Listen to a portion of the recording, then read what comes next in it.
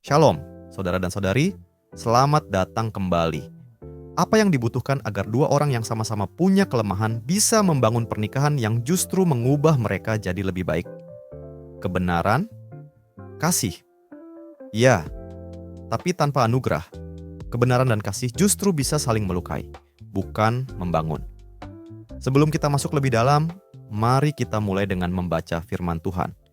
Amsal pasal 11 ayat 16, perempuan yang baik hati beroleh hormat, sedangkan seorang penindas beroleh kekayaan, anugerah.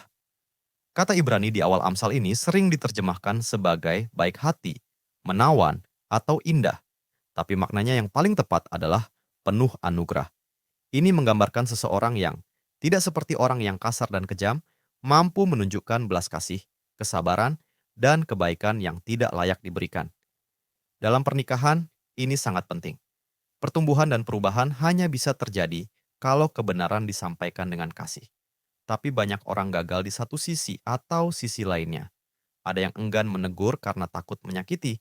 Ada pula yang bicara benar tapi tanpa belas kasih. Padahal, kebenaran tanpa kasih bukanlah kebenaran, dan kasih tanpa kebenaran bukanlah kasih. Tapi meski keduanya seimbang, itu masih belum cukup. Kita butuh satu unsur lagi, anugerah.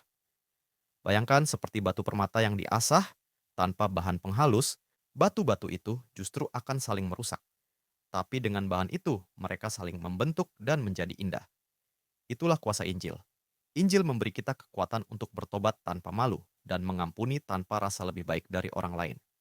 Seperti yang dikatakan dalam Efesus pasal 4 ayat 32, kita diampuni oleh Allah dalam Kristus, dan kita juga dipanggil untuk mengampuni dengan cara yang sama.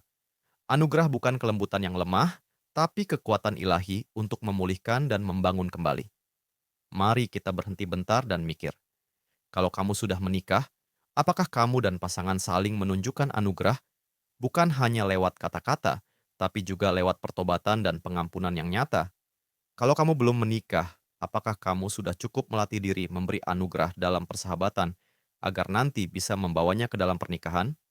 Mari kita berdoa bersama.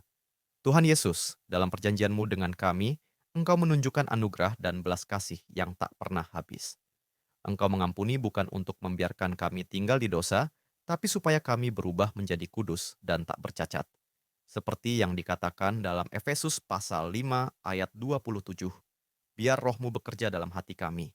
Biarlah pernikahan orang-orang percaya menjadi tempat di mana anugerah nyata, di mana pertobatan disambut, pengampunan diberikan, dan hidup terus diperbarui. Amin. Terima kasih telah bergabung dalam pembelajaran Alkitab hari ini.